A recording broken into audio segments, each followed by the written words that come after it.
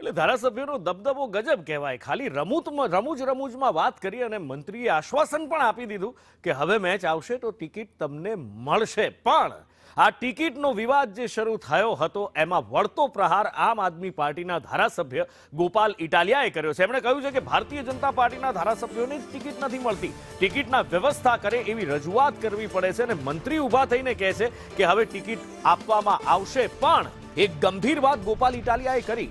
ગૃહમાં ટિકિટની વાત થાય છે, અહીંયા ધારાસભ્યો આવે છે તો એ લોકોના પ્રશ્નોની ચર્ચા કરવા માટે આવે છે, જનતાની સુખાકારી માટે આવે છે, ન કે પોતાના મનોરંજન માટે.